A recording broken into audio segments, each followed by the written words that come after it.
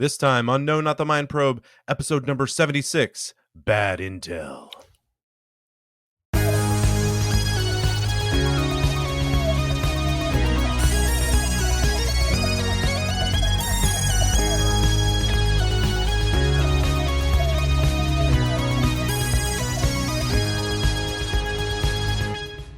Welcome to No Not the Mind Probe. I was doing my Professor Travers. Yeah, that's my voice. It's very good. He's a very good possessed voice. Possessed acting is very important in Doctor Who. Very important. Well, and you'd find that out if you listen to this podcast, which is what this is. It's where we watch and rank every single Doctor Who episode ever. Actually, story ever. I mean, the episodes are part of the stories. That's right. I mean, it's a lot. My name is John Grant, and I'm a lifelong Doctor Who fan. I've been watching it for 38 incredible years. And my name is Porter Mason. John's been asking me to watch Doctor Who for 26 years. A couple of years ago, finally, I said yes. Each episode of the podcast, we look at two stories. We're going through the new series in order, and we're in the Matt Smith years right now. And then John acts as our Doctor Who sommelier and pairs the NuWho with a classic story. John, did you have a successful pairing this episode, or was it just sometimes they're shots in the dark, sometimes they fit together a little better? This one, the NuWho led straight into the picking the old Who, right? I mean, it's a prequel sequel, which is always very interesting. Obviously, I think a lot of our probers are still reeling from my ranking Revelation of the Daleks worst of my stories last episode. Yeah. So I think it can only go up from here, folks. That's right. Well, I suppose there could be worse, but today it's going to go up here. It's not. It's going to go way up, because we are going to the next Matt Smith story and the surprise return of Rory. Clara. Amy is mentioned in a way. There's a lot of Amy mentioned. There's a lot. I mean, almost Rose-esque mooning for Amy here. Yes, Jenna Coleman. Jenna Coleman makes another premiere and exits just as quickly yet again. In the holiday special, the sort of mid-season holiday special, The Snowmen. And I've paired that. The Snowmen sets up a story that already came like 40 years before it. The recently recovered, 10 years ago recovered, Patrick Troughton, Jamie and Victoria, and the very first appearance of the Brigadier in The Web of Fear. All right, so we'll get right into it. There's lots to talk about with these episodes. Lots of exciting stuff. We'll first talk about the Snowmen. This is, as we mentioned, the first appearance. Well, I don't know. Claire is here. Let's just leave it at that. With the 11th Doctor, and this was story number 231, which, all things considered, sounds like basically at the end they're only 300, and this is 231. I mean, what are we? Pretty much it. They coasted actually for the next 70 stories. They just kind of coasted. I gotta say. They just talk. Rory and Amy remain gone, but they just talk about but what if they hadn't been? And did they really love each other? And did their love keep them together? This is a Christmas episode, so surprisingly, it did air on Christmas, December 25th, 2012. And I think that's. Oh, and this was, I guess, like some of the specials, a little bit longer. This was the 60-minute episode. Yeah, a little bit of bumper episode, as they call them. So let's listen to a clip from The Snowmen. A hilarious clip. Yeah, it is, isn't it? It is very cool. Bow ties are cool. No, the room. The room's getting colder. She's coming back! What's she going to do? Is she going to punish me? She's learned not to melt. Of course, she's not really a governess. She's just a beast. She's going to eat you. Run. Children, what is the expedition? Who the devil are you? What are you doing in my house? It's okay. I am your governess's gentleman friend, and we've just been upstairs kissing. Captain Latimer! In the garden, the snowmen, and they're just growing out of nowhere all by themselves. Look! Good evening. I'm a lizard woman from the Dora tribe, and this is my wife. This dwelling is under attack. Remain calm, human scum.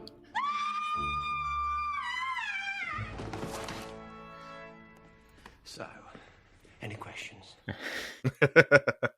Great. Oh, what a great clip. Stephen Moffat having a whale of a time.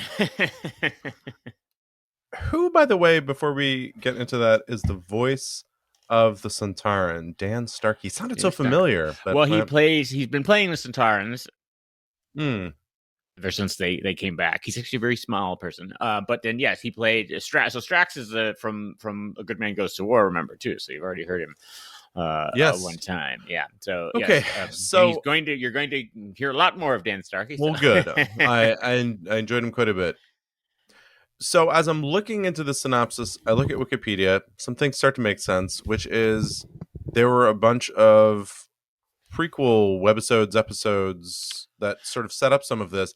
I just want to be clear for those who probably did back in the day, and John certainly has. I did not watch any of those, so I just came into this as though I'm some dumb TV viewer, just sitting my butt down on the lazy boy, popping on the boob tube. After your holiday, you've opened your crackers, your Christmas crackers. I've done my Christmas crackers. You're wearing your paper crown.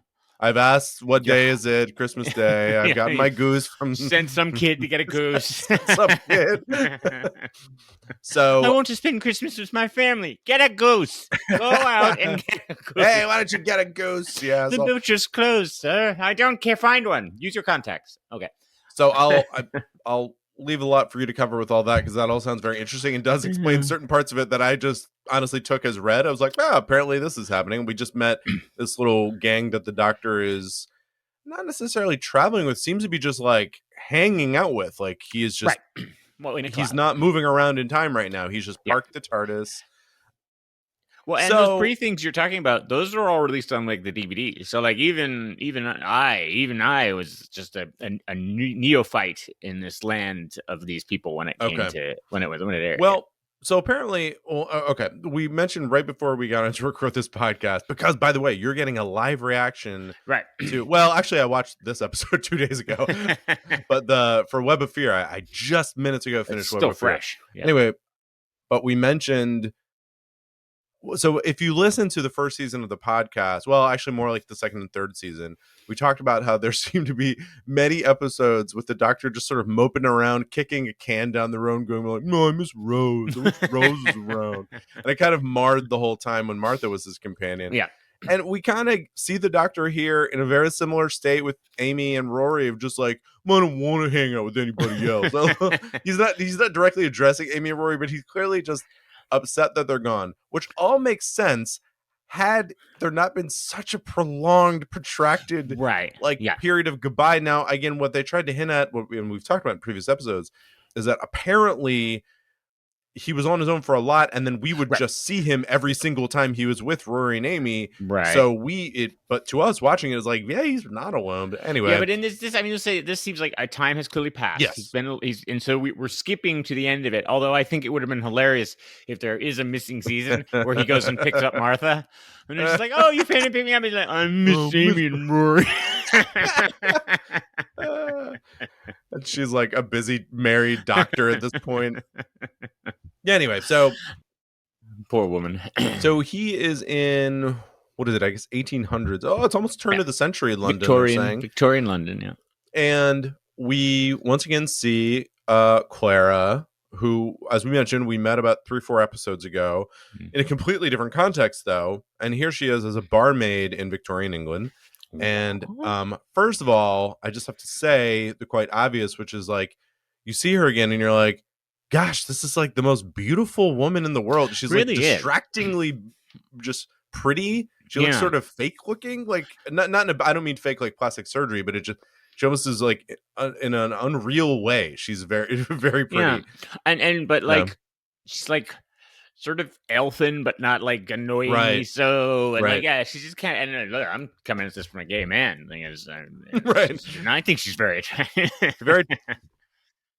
But as with the previous episode, while that is distracting, she's also really, and knowing that she's going to be in the show now for like years, it'd be interesting to hear how this holds up. But it really seems like she just kind of hits the ground running. Like she is just step for step with Matt Smith, similar to how when he came on, you really felt, well, interesting. He was like this when he came on, but he was acting also among other new people. Whereas like she's coming in. He's already been around, and she's, I don't know, like she's really going toe to toe with him in a way that's really nice to see. So she shows up, and what we see is that there are these evil snowmen, and then actually the teaser to the whole episode is a young boy who's he said too. I don't know why this from is this rose. Some little young boy in Victorian England is actually not prior to well, I guess Victorian England was a long It time. was a while. Anyway, Yeah, he's a little boy. He's mad, and his snowman's like, "Well, I'll help you take over the world," or whatever the snowman says. And then we get a in little the voice of Ian McKellen, not exactly. And then we get a 50 years later, and this 58-year-old man is still very upset. So now whatever the snowman was promising her did not work. He's still very upset. But waiting. he seems to be like gathering snow from all across. I don't know, whatever. He seems to be running this whole operation. You can tell me more about it. No, are you or not? I probably can't. And where this starts to run into Clara and the doctor is Clara notices a snowman. So the doctor and her run into each other and having some sort of banter. The doctor notably does not recognize her, but as we found out later in the episode, that's because he's never seen her. We've seen her. Right, we've seen her. Yeah. But he has only heard her. And I guess he has some sort of flash of recognition, but doesn't realize he's met her before.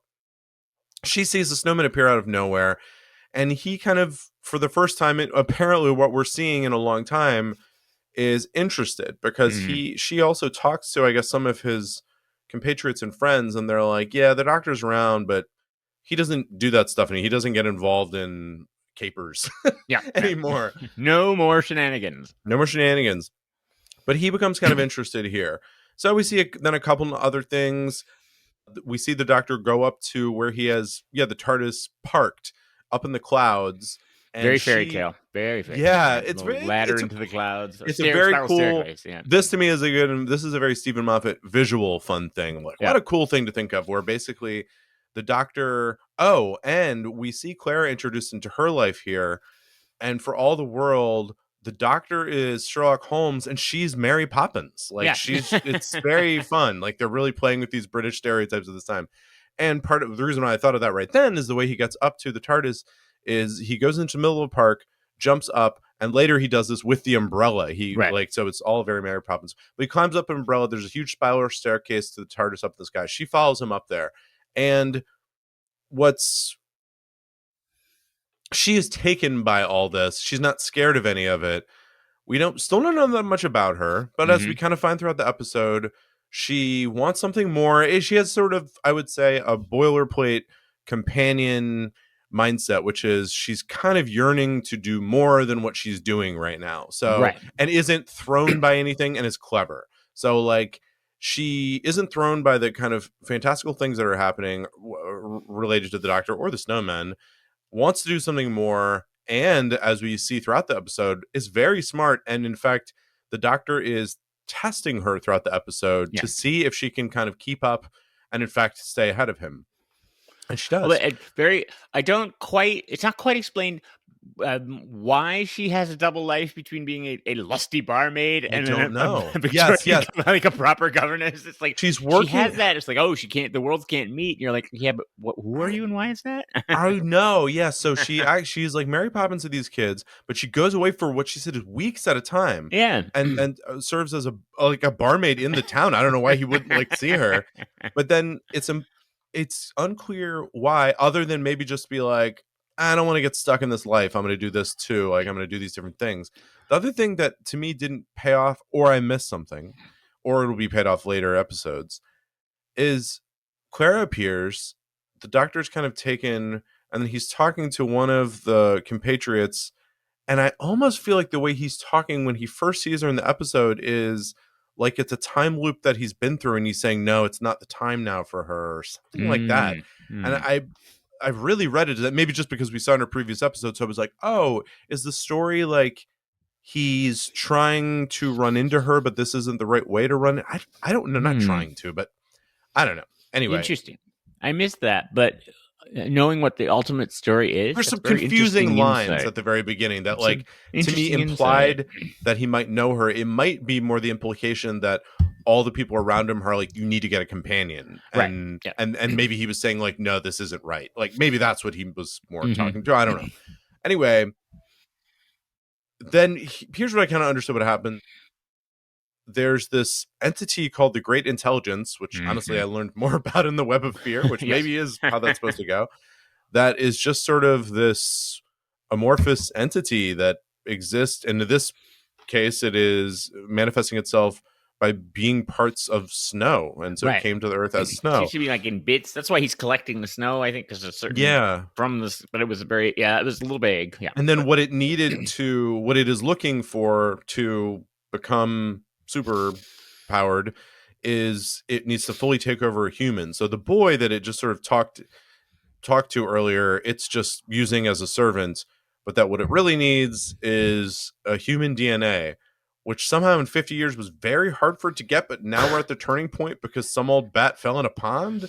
Like, Yeah, I don't know why that is. Like, I think it because it took me a while to get this too. I think it might be. I don't know why it was so hard to get the human DNA, but I think it can make the snowmen, which are moderately effective, Yeah. but then it can, if it really learns enough, it can make the ice lady, who's marginally more effective, and so it could make more Right. of those, right? So then take over the it world does, with them. to go I back guess. to, it kind of questioned the whole idea of why we needed to do 50 years later. Like, why? Like, I don't know what. Maybe it took built that up long for over all the snow to get there. Maybe that's it. Maybe it took that long to get off together. Right. So maybe it's existing in the stratosphere and it's just slowly collecting. I don't know. Just I coming from didn't space. know what was happening there. Well, I mean, no, it wasn't already there. Okay, yeah, this is pretty cool. Now, the boy, grown boy, Yes. the adult, as they say, as the kids call it, Yes. played by Richard E. Grant. Now, is this the person you recognize a lot? Because he's a big actor in the UK. And every time he's touched with Doctor Who a few times, and it's always sort of like, oh, they got Richard E. Grant, and I'm always like, he was in like a couple of TV shows or something like that. I mean, he's a great actor. I'm not knocking him anyway, but I'm just curious if my tenuous grasp of British culture. He just looked familiar to me, and apparently when I'm just looking through his, he's in the new Star Wars. Yeah. CV here. He was in Rise of Skywalker, and he was also in Game of Thrones and Downton Abbey. But so he just sort of the face looked familiar to me, but I don't know that it jumped out. Well, so anyway, some interesting stuff happens here where Clara does pass all these cleverness tests, and I would say is in fact shows herself to be very clever, like very smart. Oh yeah. And basically we get to the point where the doctor's like, okay, like this is it. This is my companion. Here's the key to the TARDIS, which I totally get that this is the way he does it. But the way, and they make out. And then so they kiss for some reason. And then he gives her the key. And for all the world, it really seems like, will you marry me? Like that's what it really feels like. Is that he's saying, here's the key to my place. Like here, like. Fortunately, she's immediately dragged to her death. Yeah. Right. And then she's killed. And so then again, the doctor sort of solves things. Shades of the running joke we had in college about whenever you would profess your love to someone, they would get hit by a bus. They get hit by a bus. Yeah. Really? It's very much true here. Moffat apparently reads my letters. By the way, they do make a joke also about how pretty she is because just as an aside, the husband, the father of the children she's the governess to is like extremely befuddled talking to her, and even says at one thing, like, but you can't do that, you're so pretty, I mean young. So she dies, and then I wonder if this would bug you, because what a turning point is very similar to like a fairy tale turning point where she cries. All the family crying turns, and the family's love for her changes the snow to rain. I was like, oh, John doesn't like that. John doesn't like when love conquers all. I don't, but it's okay. Yeah, it's okay. It was all right. So, okay, but so she does die, and then, but her last words. The intelligence, the run, you clever boy, run you clever boy, and remember. And he's like, those sound familiar, right? And so first, just with the intelligence, they're Dispatch, but similar to Web of Fear, it's not like they're done with. It's just sort of like we just kind of move on from them. Like he stops them. They use this memory worm item that sort of is referenced at the beginning of the episode with his little team of the Sun Tyrant and the Lizard Lady, who you know the people we just heard in the clip. And then that's how he sort of solves things. It didn't totally make sense to me how he solved things. Yeah. But that it's wrapped up. And what I was going to say about this episode is I thought there were a lot of problems with this episode in terms of the plot and all that. But I loved Clara. And then the ending has so much you're like, ooh, what is going to happen now? Yeah. So I thought that was really, that's how I felt about the whole episode, was that like, it was honestly kind of not even confusing, but some things were like, that doesn't really hold up. I don't really understand this. They were stuck in Victorian England, which sometimes isn't my favorite. In this case, it wasn't really my favorite. But the bee buzzing. I was actually disappointed that Clara was like, I was like, oh, she's Victorian. Okay, I don't know. And then, but then the end, what he discovers is, yes, he recalls that basically this is the same thing she said to him 4 episodes ago when the Daleks killed her. And he says, wait, this woman died in the same way. Well, and basically he's excited. He sees the grave. He sees her middle.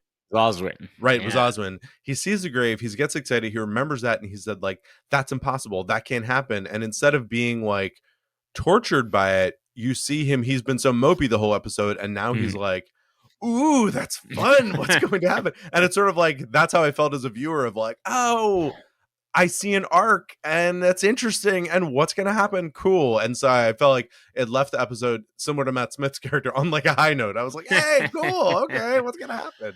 I mean, and it's exciting when he goes to Amy and Rory's next episode and explains the whole story. Just hashes about. James Corden shows up. Amy and Rory are there. Rose. Martha knocks on the door, and she has like a casserole, and they're like, no, thank you. We don't want No, but I felt excited because also, like I said, when she came back and was this Victorian person, I was like, oh, is it this? I guess that's fine. I don't know. I don't really understand. Like, I don't know. I'm not crazy about this. But then now that this is the introduction where she's like, oh, she's this strange person who's repeating several times throughout history. And now I'm like, well, that's really, now I'm like back in on the origin story. So anyway, I really like you caught the very direct link, right? Which is he scams the intelligence with a box with a map of the London Underground on it from the 60s, and he says basically, it's like, oh, it's a key strategic weakness, which of course it's not. And then and at the end, Vastra's like, you've left it. This seems the great intelligence is still out there. It's just like with the idea that the London Underground is a strategic weakness. He's like, yeah, it was already taken care of. Like it's the direct setup to the web. Right. Yeah. No, this is a good one. There's a lot new here, right? So you get new credits at the beginning. Oh yes, and they show his face at one point, like the old ones. I like that a lot. Yeah, so that's the first time the face has been there. There's a new TARDIS, a brand new TARDIS interior, which is quite. I didn't notice that. Oh, yeah, it's no longer his little weird hodgepodge one, and it's huge. You've got, of course, you have Clara. Jenna Coleman, and I think she's amazing. But then yes, you have I don't know if they refer to this on screen, but they are now known as the Paternoster Gang. I think they live on Paternoster Row, is where Vastra, Jenny, and Strax live, and they stay there. Yes, they're like So so something about I actually don't know if I've watched the DVD little minisodes, but somehow the Doctor went and resurrected Strax. I guess Stephen Moffat was like, I really like that character. He's alive now. It's like, and then then the 3 of them live there, and of course there is a spin-off series on Big Finish of them solving mysteries in Victorian times. Oh, yeah, very entertaining. But yes, they're very. But it's just on Big Finish. They didn't do like an actual spin-off. It seems like I think they may have considered it, but I don't know that Stephen Moffat had. Who knows? They may now. As we're looking for spin-offs, but it's very good. Strax is a very popular character. People love Strax. It's very funny. The whole scene of the and it is dumb funny, but it is like the scene with the memory worm where he keeps touching it and forgetting what's going on. That's great. And then at the one point when he's reaching for it underneath and he touches again, he's like, "Sir, I think I've been run over by a cab." It's very good. It's very funny. It does, it has the whole. It does have a whole fairy tale quality to it. By the way, I'm sorry to interrupt. I know it wasn't Margaitis who wrote this, but he and that whole scene felt very like League of Gentlemen. Like it was very, very funny. Like it is that kind of humor, and I don't know, it was funny. Yeah. So yeah, it is, and then you get the huge. I mean, you get Richard E. Grant, who apparently is big, and you also get Ian McKellen, who is very big. As the voice of the Great Intelligence. That's pretty cool. Wow. And yeah, it does that. It's definitely, and I think it's just. I feel like because we're watching these in a different sort of cadence than I would have watched when all the it originally came out. I still don't know if it's like, oh, was I sick of Amy and Rory then too? But like this is just so fresh. Like it's just so like, oh wow, it's just a completely new show. And even though they have sort of a mopey doctor, it's like exciting and just more upbeat and things like that. I've never fully understood. It's an interesting scene. I've never fully understood the argument of the one word scene, where it's like you can only answer with one word. It was fun. Yeah, it was very interesting. And she kind of goes, "Well, you can't lie with it. It's one word." But then when it pond is the thing that gets them. Yes, they didn't mention that. I thought what that was basically that the doctor has set up a series of basically the doctor is looking for a companion. Clearly, he's been looking for a while, and it's not going well. And that he kind of has these series of tests set up.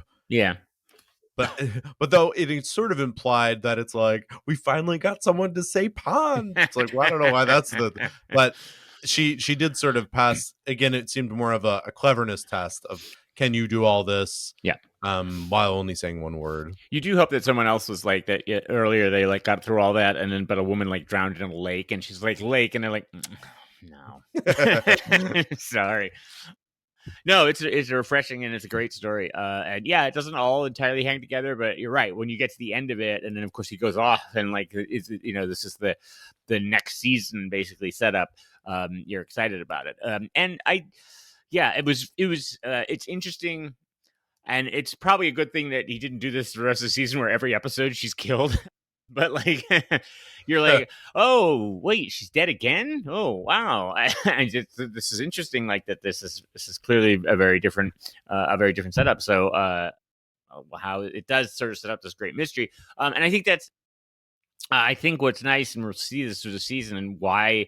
So I think a couple of things, and we'll talk about this as we get to the Capaldi era too. One of the reasons I think maybe he learned from Amy and Rory Moffat is you got to keep it a little bit interesting. So this sets up what's called the Impossible Girl storyline, and that runs through this season, and then gets resolved, and then he sets up a new storyline for her. Like, and so like there are a couple different character beats with her over the course of her, I think almost 3 seasons that she's in it. And so you don't get as sick of it because it's not like, oh, is she going to love Rory or not? Now, when they add the new companions, Jamie and Maury, a married couple, I was a little, no. I think you already made that joke last episode. That means we need to move on to the classic episode. We're going to move on now to Web of Fear, which is one... interesting. I don't even know if I caught that reference. I probably did, but I feel like this episode has been referred to many times throughout just stuff I've watched. Like, oh, you know what he's in Underground. Yes, and you know what it is? Because it's the introduction of who was eventually the Brigadier. Yep. He mentions in future episodes, we had that mess about the Yeti in the underground. Like, yes. Yeah, he in the Three Doctors, we just heard it. Yeah, he mentioned it. Yeah. Okay. So what are we talking about? This is season 5, story 5, where we got the second Doctor, we got Jamie, and we have Victoria, also very beautiful. So the linking theme here is beautiful brunette hot English chick. women. You know that was the thing I was going to zero in on, which hot chicks. This is the rare 6-parter, and I thought was maybe you could cut it to 5, but I was pretty entertained the whole 6. Yeah. Like you never felt like they were just spinning their wheels. It aired in 1968 from February 3rd to the 9th of March. So just all of February. God, I can't imagine watching these over the course of a month. Like, that's really interesting. I should do that. I never do that with these, by the way. I usually find a time where I'm able to watch the episodes and I sit down and watch them all. I should really try to watch them like separated by days at some point, Yeah, like right? just to try that. Yeah. And what else? And then as mentioned, the introduction of only a colonel at this point, Lethbridge Stewart, who, similar to Clara, just shows up and is just the brigadier immediately. He's just immediately this. But notably, unit not yet mentioned. No unit yet. That's right. Okay, so we have a clip here. Let us play this clip from Web of Fear. You have 20 minutes to make up your mind. Let me go, Doctor! Jamie, don't be a fool. You don't stand a chance. Let me go, Victoria! Let me pass, Colonel. No. The doctor's right. There have been enough lives wasted. And what are we going to do? Just sit around for the next thing to happen? Don't be a fool, boy. You can't fight those things barehanded. You must work out a plan. Well, you do what you want. I'm going. Those things are there to stop us getting away. Now, Victoria is quite safe. Safe? The intelligence knows that if it harms her, I won't cooperate. Does that go for my father, too? Yes, Anne, it does. Are you sure? Yes, I am sure. Permission to speak, sir. Hey? Yes, what is it, Evans?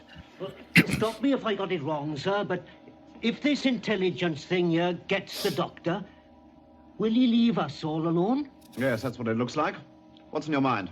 Well, sir, why don't we just let it have him? Then we can all go home. I mean, yeah. Evans is one of my favorite characters because it's like we all like to think we'd be like the Brigadier or Jamie and be like, oh, go into danger. But I think most of us would be like Evans and be like, I want to get out of here. I was wondering the whole time with him, because he has this affectation where he's holding one lip up over the other. And I was like, is he doing, like, is that a character? I think it's probably an actor choice, but he really stuck with it the whole time. I really enjoyed him.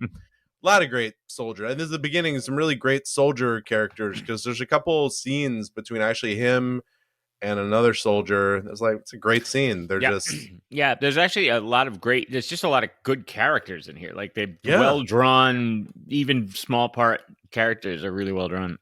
So, I mean, plot wise, it's sort of like, so they show up, they're in the London Underground. They don't realize where they are at first. So there's the discovery of where they are. They just show up, they're like, oh, it's somewhere dark. There's tiled walls. The tunnel is curved in a certain way. And then they finally say, I think it's Coventry Station, or maybe Covent Garden, I think. Yeah, Covent Garden, sorry. Yeah.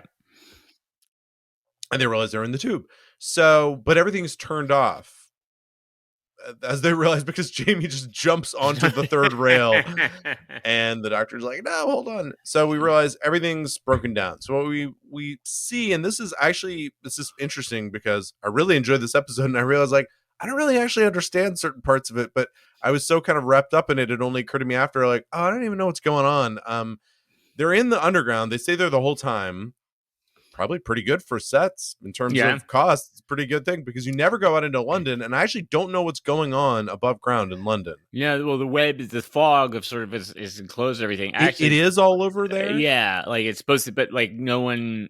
If you but go are the Yetis all around there? Yeah, I think they're hiding in the fog or something. Oh, okay. No, the little side story. After this aired, the British rail service or tube service called the BBC, and they were like, you can't film in our tunnels without our permission. And they're like, those are sets. So they apparently did a very good job. Okay, so we see the tunnels have two things going on, and one is this fog that turns into like webbing and stuff all over it, and then we see these Yetis. Now, I actually have not watched the episode where the Yeti first showed up. This is a sequel to The Abominable Snowmen. Two stories, I think, before this. Yes. But I haven't seen it. And I will say that there were certain things, probably ended up helping the story, but there were certain things about them and that previous thing that they really just kind of like brushed through, because I guess it was like, oh, you just saw this. We were not going to go into detail, but I was like, as a result, was like, I didn't see that, so I don't know what you're referring to. Like that they're robots is probably could be a bigger revelation. And they actually just refer to the great intelligence generally as just like, right, yeah. And if kind of going back to the Snowmen, similarly, they're like, haha, see, it says GI, great intelligence. I'm like, okay, I don't know what that is, like, because I watched that first. I didn't watch, this. So anyway, basically there's a lot of me going, oh, no. Anyway, That's engaging, right? here they are on the tubes. They're going around. Some soldiers kind of swoop them up, say, like, what are you doing out here? We can't do this. And they see soldiers walk by rolling wire down, and then we find out later, oh, they were setting up explosives. And I just want to bring up that as an example of, I just think the story is so well told, because it's told like a mystery story. And so they're in, even them finding out that they're in the subway, and then they see them rolling this wire down, and it's okay, there's army men rolling wire down, why is this happening? And then later it's like, because we're setting explosives to blow up this thing. It was just a small thing of, they kept showing you these things that you were interested in, but you didn't fully understand, and then but not leaving it for a long time, and then kind of revealing it, and then quickly moving you on to the next thing. And I just thought they did a really good job throughout the whole 6 episodes. So anyway, the army's down here saying like, hey, there's Yetis everywhere, and we don't know what's going on. And so as unit later, they're like, we're going to maybe blow them up. That's what our plan is. And they try doing it, but the Yetis just walk up, and they have little guns that shoot mist web guns and webbing. And wait, just before we go to oh yeah, I love the opening 10 minutes, which are like, where the Travers is there confronting the slightly Jewish stereotype guy who owns the control sphere. But what I like is it's like a 60s horror movie. Like it's got it's like a filmish atmosphere with the music and the light and stuff like that. And it's just like, what show is this? Like, it doesn't look like Doctor Who. It's just got this really cool atmosphere. I skipped over that completely. And then that's the introduction of the Yeti itself. And Travers, and basically he's saying, you have to let me have the specimen back, because, and he's trying to explain what's happening, the sphere that controls it. And he's saying, nah, you're just trying to get, like, look, you sold this to me, now it's worth more, blah, blah, blah. And then that is the opening of the show, is that it's like, no, the Yeti comes alive and attacks that guy. Great. Yeah, that's what I mean, is that they keep introducing things like, wait, what is it? How is this going to work together? And like it's very interesting. So anyway, but they're in the tunnels, they're trying to stop them, they can't stop them. The Doctor shows up, and then and to your point, like, there's like a horror aspect of it. Then it becomes a very like monster movie, still horror, but like there's a monster movie thing. Oh, there are these Yetis, they're like this unstoppable force. Later you see the soldiers, you do see them above ground at that one point where they're trying to stop them, this unstoppable, like monsters. They get their butts kicked by this big fluffy monster. Then it becomes a psychological horror movie, because there's this element of that the great intelligence says, oh, I don't know if they figured out, but regardless, it's like, one of you is actually working with me at all times. Right. There's and a spy somewhere. And then in different combinations, they're all kind of talking about it with one another. Like, it's not you. And it's totally trying to lead you toward the Brigadier being it, because he shows up right after they talk about that. And he shows up from nowhere. Like, he's just a new person. It's always remarked that, like, it's like, oh, one of the biggest characters in Doctor Who actually meets the Doctor off screen. Like, they've already connected with each other by the time we first see them. But yeah, so it's sort of like, well, where did he come from? And who's that guy? And it's well done. I mean, they go through a bunch, like, Victoria's captured, then the Doctor is, and there's a bunch of machinations. What it ends up with, and that's what I just watched 20 minutes ago, is the end is sort of funny, because there's all this really interesting build up, and ultimately, like, their intelligence is going to be defeated. But what happens is the Doctor has basically set up a plan that will actually destroy the intelligence, but the others, not knowing that the Doctor's sort of leading them into this death, try to save the Doctor, and in doing so allow the intelligence to escape. Right. And then they all just say, oh, well, see you later, everybody. And they all just walk off into the London Underground, including, as they're walking off, the others are saying, well, I'd really like to see that TARDIS. And they're like, well, it's too late. It's like, they're just walk right down, just walk after them if you want to see it. So I thought that was funny. And so what I wanted to say is, I really liked the story. And then the ending was so silly that it was the opposite of the first one, which is like, I wasn't crazy about the Snowmen story. I do agree that Clara was good as a breath of fresh air, but the ending was like, wow, that's so cool. I want to see what happens next. And this one was like, I really like this whole story. And then the ending was so just like, just ended. But really, I thought the storytelling was really good here, and this comes in the same season of. Well, it's after I haven't seen the Abominable Snowman, but I was No. thinking of the other one where the Cybermen, Tomb of the Cybermen, which I Oh also yeah, so really this is enjoyed. Tomb of the Cybermen. Yeah, And so I think I Yeah. like this era of Second Doctor a lot. I liked Victoria and Jamie. I love Jamie. Victoria, yes, it's very pretty also, and it's great. By the way, I also the beginning of them in this is a gripping scene in which clearly the camera is tilted and they're trying to pretend like they're about to slide out the door. Oh yes, it Which is picks up funny. from the end of the last episode. Yeah, the enemy of the world. Yeah, yeah. This is a So this is in the famously the Troughton era was known as the monster era because every Oh. episode had a monster Okay. and introduced. And the Ice Warriors are introduced. I don't think we saw them in A Curse of Peladon. The Ice Warriors are introduced, the Yeti are introduced, the Cybermen come back like every other week, and like every episode, every story has a monster in it. And then this is also known as the Base Under Siege era, which every story pretty much involves the Doctor and a small group of people in some sort of base somewhere being attacked by monsters and then fighting off the monsters. But it's done so well. This is a good one. It's a classic era. It's just considered like, oh yeah, they did really well.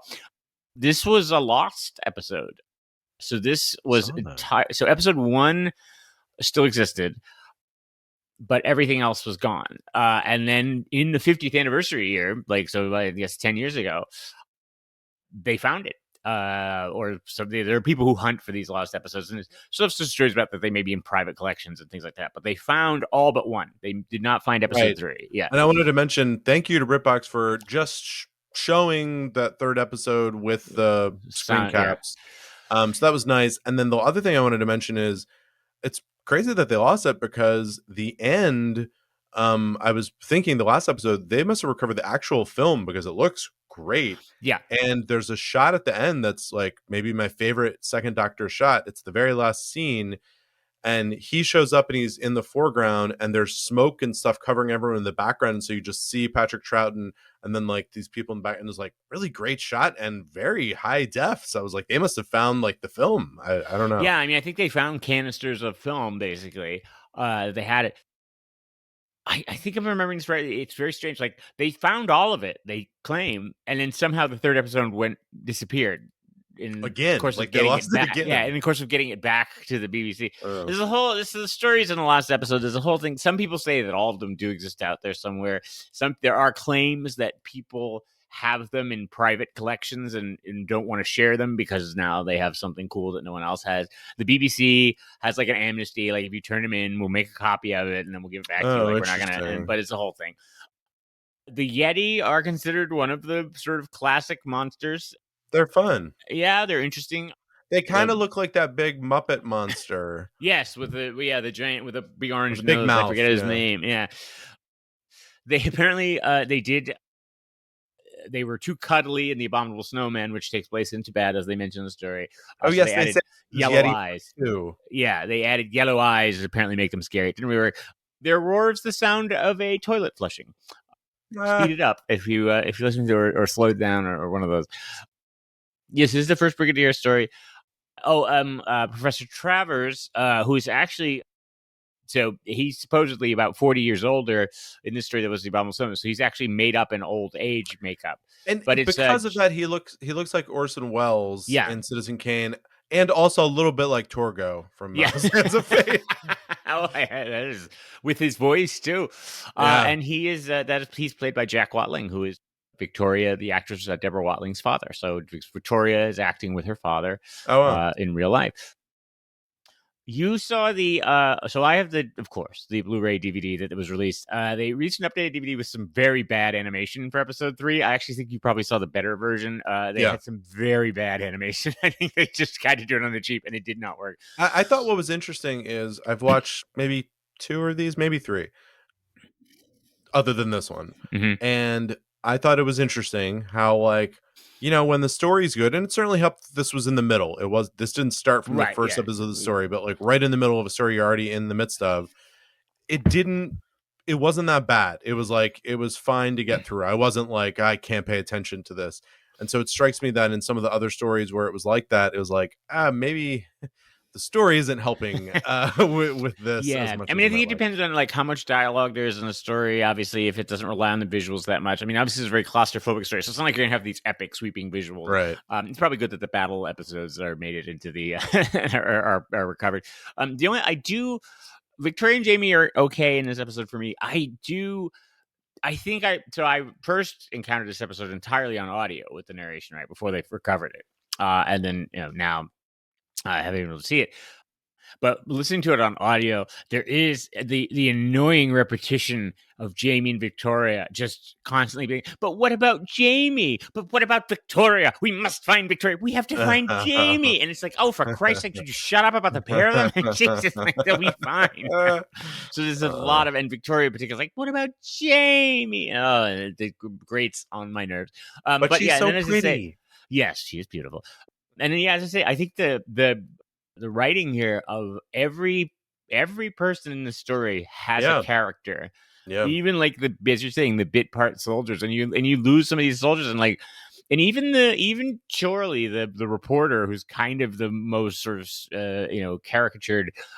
The reporters are terrible and stuff like that, which is probably not inaccurate.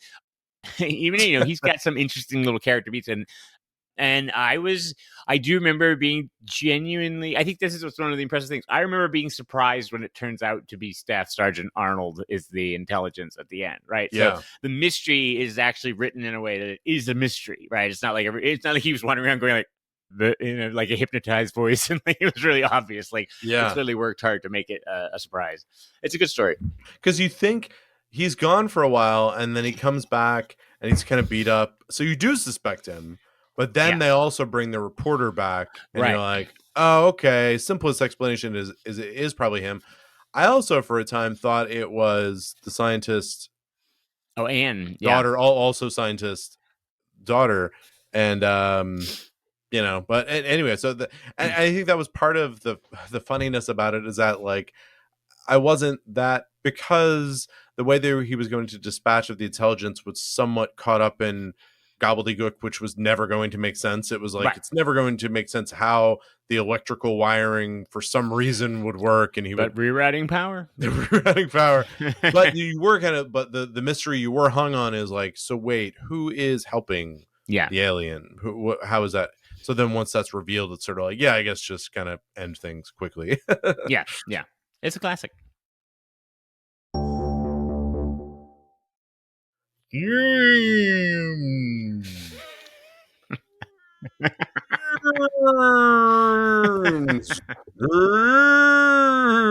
This is less musical than others. Yeah. Well, I just saw a movie with my daughter Ever After where there were some monks singing in it, so I thought maybe they're just some sort of chanting. That was a Gregorian theme chant. It reminded me of Travers what we're referencing earlier is when Travers is taken over by the intelligence. Yeah, it's not a subtle performance. He gets a chance to really just swing for it and be like, "This is my BAFTA moment, and I'm just going to go for it." Well, yes. Normally we have a theme song. That was a bit of a theme yell, but we are adherents of the repeating themes here. And No, Not the Mind Probe. We like to examine things and ideas that thread themselves through the very space and time that we live in, and also Doctor Who. So, John, what did you want to talk about? I didn't think of one this episode. Let's just move All on. right, everybody. Good night, everybody. Let's talk about prequels and sequels because we're replete with them here. You have a Web of Fear, which is obviously a sequel to The Abominable Snowmen. You have The Snowmen, which is, I guess, a sequel to the Web of Fear that also functions as a prequel, or maybe it's a sequel to the Abominable Snowmen, but also a prequel to the Web of Fear. Either way, there's an interconnection to all of the Snowmen. I think the Snowmen is a prequel to everything. Maybe, kind of. Yeah. Well, no, but the Great Intelligence took over a monastery in Tibet 400 years ago. It's confusing. We'll get to the Abominable Snowmen. It's a whole nother thing. There's a whole nother thing. It's a whole nother thing. But yes, I can't even with the Abominable Snowman. Right now. I did actually just watch it on. They just released a new animated version of it. It's a bit slow, and also unfortunately features a lot of white actors playing not white people. Oof. Yeah, but Anywho, prequels and sequels. So I was trying to think about this because I was like, all right, I was trying to evaluate what's my general feeling on sequels. Let's start with sequels because they come first, obviously. But I started with actually in my life they do. So yeah, all right. So first of all, I kind of have to question, and you and I are of the same generation, obviously, is that we were very spoiled on sequels because our first exposure to sequels most likely would have been The Empire Strikes Back and Star Trek II. Possibly, generally considered some of the greatest sequels. Which then begs the question of like, how do people feel about sequels now, right? See, and often like that's sort of like the stereotype is that sequels are generally a disappointment. Right. Or a bit of a letdown, right? It's like let's recapture the magic of whatever happened before. Although I guess, I mean, one thing you would think of is that both Empire Strikes Back and Star Trek II and The Web of Fear, I mean, if you if you had seen The Abominable Snowmen, you know this, all of them move the story into very different directions, right? Which I guess a lot of failed sequels, they just are like, let's just do the first movie again, and everybody will like that, right? So I guess that must be one of the tricks. But again, I don't know. I wonder if people feel sequels are just like boring, lazy, creatively bankrupt adventures to this day? I don't know. What's interesting is that I think you're right. People do genuinely and probably with somewhat good reason feel that sequels are never as good, and yet the reason why they're There even are lots a of them. bigger part of our lives now is that they're constant and unending because they do extremely well. So it's this weird thing of people complain about sequels and then go to see them in droves. Right. In fact, with the Marvel movies, which are essentially they are all sequels of Iron Man 20 years ago. Like they're all sequels. What's interesting to me about those is that they not only do very well, like it's a cash in of like, oh, we'll at least get 90% of the money. The sequels somehow do better than like they build as they go along. So the Avengers, which was a sequel essentially to 5 other movies or whatever it was, did way better than any of those individual movies. Well, I guess people are watching them on all different other versions and they're seeing them on streaming and all that and then going to, I guess, see the next version. But what's interesting is if box office is your driver, then why waste your time on a sequel in Doctor Who when, of course, people are just going to continue to watch this? I mean, it's a serial. Every story is a sequel. Oh, yeah. None are. Yeah. Well, I thought it was interesting because then you're making people remember stuff from like 8 weeks ago and be like, and that's why it was funny that they didn't refer to it that much and was like, are you just assuming people are watching this closely? Which some of them were, right? But clearly, but others weren't. There some casual watchers of Doctor Who? Like, right. Yeah. And it's like, and so it's like, and assuming that, because you have to assume that if you're making a show, you can't, like, another advantage of the sequel would be like, okay, we can go into the story faster. Everybody's already we know the rules. People know the things. We don't have to spend as much time on the setup or something like that. But if on like a serialized TV show or something like that, you can't do that, then what's the point? You still have to rehash it, then why do the sequel? Although I'm trying to think about what, I guess, the problem, like, so again, going back to both Star Trek II and Empire Strikes Back, I cannot think back to when they came out to be like, would they have been baffling? Like, I've seen them so many times, both movies, right? That it's like, well, would they have been Star Trek II? Star Trek was a serialized. Actually, it's just a comparison to Doctor Who, right? Star Trek was a serialized show anyway. But Star Trek II is actually a sequel to not only the movie but also to the TV show because it's a sequel to an episode of the original series TV show where they first met Khan. So again, so now it's kind of almost a really obscure thing. Like they reference it, but then they just kind of move on to it. But like Empire Strikes Back, I'm trying to think of it. How much sense would Empire Strikes Back make if you didn't know Star Wars? I've never understood why people would, or similarly, like some people really think The Godfather 2 is way better than The Godfather, and they both seem like are very good movies to me, but to me, you can't, like, I wouldn't just watch The Godfather 2. Maybe some people would, I don't know, but like to me, I was like, no, I like the stage setting of The Godfather first, and then Empire also similarly. I don't know what my favorite Star Wars is, but it's not Empire, and part of it is because it requires you not only to know the first, but actually it's completely leaves you hanging for Right. what's happening next.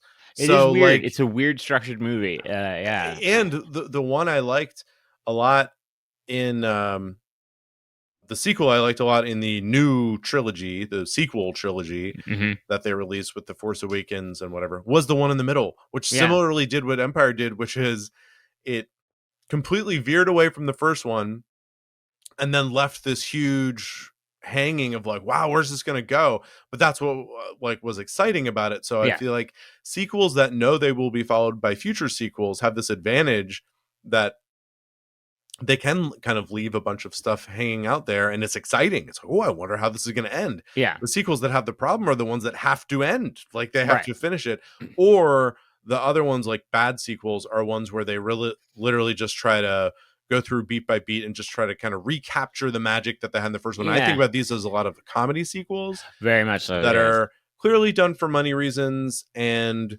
they just don't seem to make an effort. Or what I've also heard about some of these, what happens is maybe there is a thought that like, hey, we're really going to try to make this a real sequel, like we're going to continue it on, but it's going to be its own movie and it's going to be fun in the same way, but it's not going to be like, hey, let's hit the same jokes again. Yeah. But then somewhere along the way in development and in post-production and when their studio is being like, they're like, no, like you have to do, you know, whatever that big funny scene was in the first one, there Yeah, we has like to be that. another Do one that again, like that. yeah. And then you end up with like, wow, they just feel so empty. I'm trying to think of any sequel comedy that was as good. I'm sure there's some, but I'm like wrestling even ones I with- like Yeah. Ghostbusters are nowhere near as good But as yeah, the first Ghostbusters 2. I'm wrestling with Anchorman 2, which was one. Yeah, funny, it was good. but then it had some great funny moments. But I always keep coming back to it's like when they did the fight scene again with all the different news crews, you know, and it's like, oh well, they already did that in the Yeah. first movie, and it was surprising and hilarious in the first one, but then we were expecting it in this one, which I guess partly we like expectation, which then brings me to prequels. Now, prequels, Yeah. as a concept, and again, maybe we grew up in a weird halcyon days of our time. For me, prequels clearly have existed since, I mean, you know, Asimov wrote prequels, the foundation series. Like, it's not a new concept. But to me, the concept of a prequel did not hit until Star Wars, right? No, right. Again, the Phantom Menace, and it was like, and like, wait, you could do a before movie? And everyone, well, I guess everyone wanted more Star Wars. Right. And then it was known for a long time that George Lucas said, I actually have the whole setup I have the whole plot for this whole thing. And I have these movies about like how Darth Vader came to be. And it just sort of sounded it was like, oh yeah, like how does someone become Darth Vader? It sounded really interesting. Like, do you answer an ad? Is there like a course you take? And there just couldn't have been more build up to it, but you know, then like famously, it was just a huge failure critically. It did very well box office wise, not as well as I think they had hoped. Not as well as they had hoped, but like probably. But yeah, but I mean, I think it still was huge at the time. But I mean, so the interesting thing about a prequel is you have to get. Oh, well, depending on how closely, like, so the Snowmen, the Doctor Who episode, because this is a Doctor Who podcast, not Star Wars. No, yes, sir. The Snowmen is a prequel, but doesn't actually have to get anywhere. You know, they can't destroy. They'd be like, the great intelligence is dead and will never return again. That would be bad because they, you know, obviously it was. But all they had to be like is, oh, yeah, let's throw in a reference to the London Underground and we've got the prequel part covered. But it's interesting. It's like, I mean, I'm trying to think of a prequel that I love or think is really, really great. Prequels are. I would say in Doctor Who, there's lots of prequels in the sense that they'll bring up the monster and then be like, well, now we're going to show you how the Daleks were made. Yeah. And that's a prequel. I mean. Yeah. But again, it's sort of like, it is a weird thing to find satisfying to watch because it's like, oh, that's how that happened. That's why it's red. Right. It's a weird thing to be satisfied about, right? It's like, because it's not, it's if I don't know, for me it's like a sequel. If you can come up with something interesting in the sequel, it's pretty clever. Like, look, I came up with this clever thing that's sort of an unexpected, because you can make it Right, you take a turn big something out. turn. Right. And, But yeah. if then you're just like, we figured out how this happened, and you're like, yeah, but you knew that was going to happen, so you just had to reverse engineer it, which doesn't seem quite as difficult. But again, the concept Can you sounds twist it? interesting. The idea Yeah. of saying, like, you know, this character, it's the most menacing person in the world, Darth Vader, and now you're going to feel like, so how does like Darth Vader was also just once a kid. So how did they get to be that? Yeah. And it sounds interesting. I mean, but obviously, to your point, it is very hard to then follow through on that in a satisfying way, because you know where everything ends up. Right. The one Right. that the Star Wars one that I think did it really well, it was a little different because it was more of just, there was this plot thread, yeah. and they're like, let's show this, that's a prequel, more of a side story. But basically, Rogue One was Yeah. a prequel in the sense that you knew that the plans for the Death Star were stolen Yeah. via some sort of espionage, and basically this was like, well, we're going to tell you that story. So it's Right. kind of a prequel. It did have that same thing of, you had to end up with, like, you knew what was going to happen, you knew they're going to steal the things. Right. But I thought that the way they kept the tension up in that one was, it was this whole cast of new characters, and Right. you And don't didn't know what's going to happen. Yeah, exactly. who, you Right. know, ultimately they steal the plans, but you don't Right. know, like, so who does it, how does it work, who, Yeah. you know, Did they make it? Did they survive? Yeah. whereas like Darth Vader, it's like, okay, so Anakin Skywalker is gonna make it, like, Yeah. or there's other prequels where you watch it and you're like, I have no, it's the ultimate plot armor. It's like, I know that they're Yeah. gonna be fine. Like, I've seen them in the later movies or episodes. Yeah. And that's difficult. Which some people apparently do find I saw somewhere some interview with somebody who, like, they hate mysteries because they always look to see who did it because they want to know, and like that's very satisfying. I guess there's some people who like find That's it weird. satisfying, like, to not be surprised by these things. So maybe these were. But I'm trying to think of a prequel that knocked my socks. There must be something, and I'm just missing it, where you're just like, oh, that's so clever that's how that worked out. But I can't think of anything off the top of my head. I have one for you, and I'll tell you about it next episode. All right. How you doing, John? This is a Good. sequel to the theme section, is the ranking section. I mean, with the recording break that we had, this is a sequel to nice. the first half of the podcast. Some additions and corrections. The Muppet we were referring to is named Sweetums. Oh yeah, Sweetums. And what the snowmen look like, if you guys look up Sweetums, the Muppet, the snowmen look like the Yeti, abominable. I'm sorry. The Yeti looks like Sweetums mixed with Grimace. So like a heftier, more pear-shaped Sweetums. They do have a Grimace quality to them, don't they? They do. Yeah, that guy. So look, we've ranked a bunch of these. We have. And we've ranked 150 of them, in fact. Yeah. So we're going to rank 2 more. And I peeked ahead.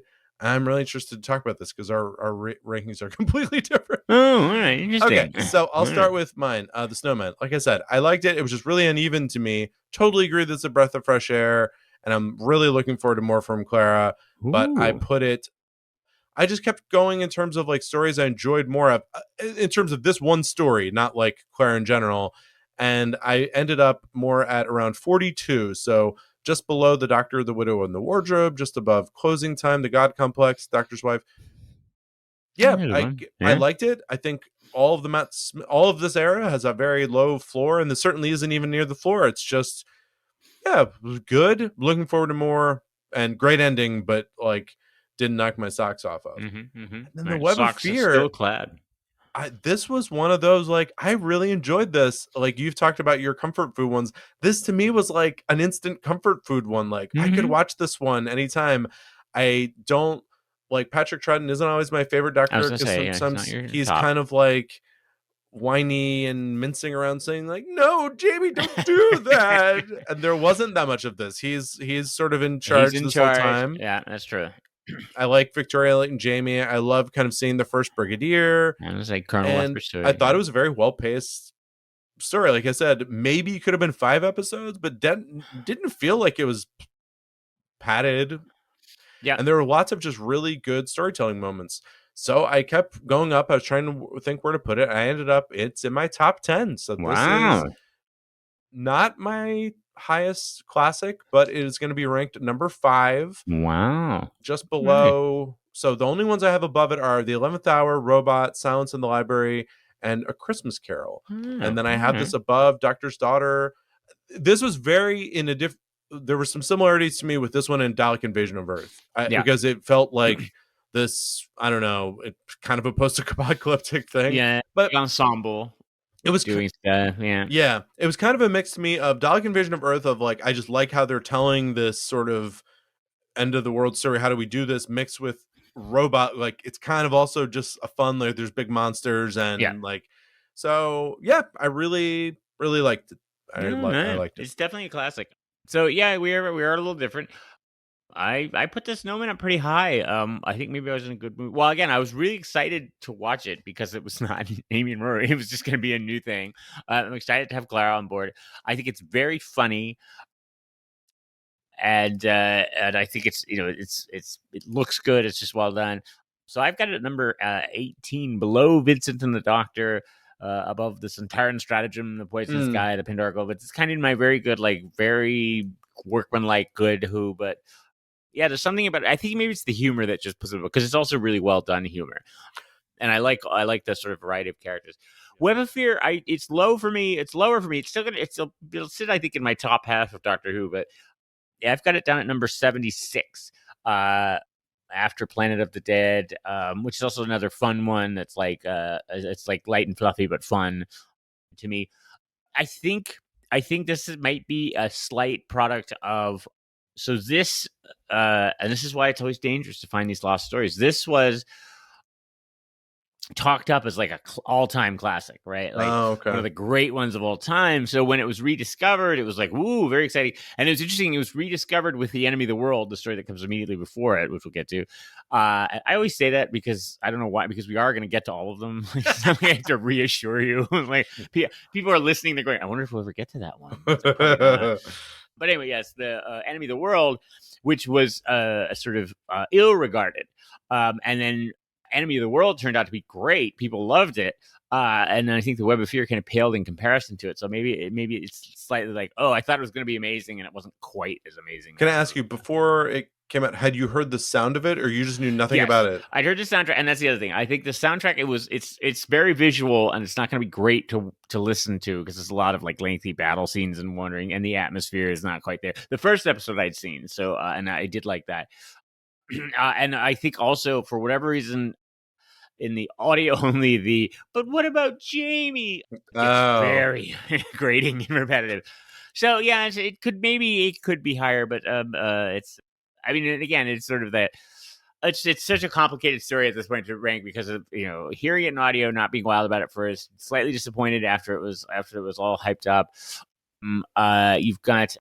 It's supposed to be the first Brigadier story, and it's got the lost stories. It's just so much baggage. It's got so much baggage. That's what it is. It's a baggage story for me. So, by the way, going back to the Snowmen briefly, and then we'll talk about the combined rankings. One of the things that the reason I ranked it lower too is I compared it to other kind of modern first companion stories, and Rose was his first story, the whole thing. So whatever, but I really liked Martha's opening story. Yeah, I mean, Amy's opening story is like one of the best. Yeah, and then Donna's is great too. Yeah, and so like to me, it wasn't as good as those. Like it was, and again, ended with really promising thing, but it wasn't like as solid as those to me. So yeah, and it's probably marked it down unfairly in a way for that because I was just like, oh, this is good, but it's not like. Well, but what's interesting, of course, is that this is Clara's second first companion story, right, and the third one is coming up. So. All right, we're gonna plug this into the supercomputer, and as so often happens, because we ranked them so differently, they ended up kind of similar. So the Snowmen ended up as 22 out of 152, and we kind of average each other out. We actually not kind of, we literally average each other's out. This is how the rankings are combined. Yes. Secrets. That's my algorithm. And then the Web of Fear was 30.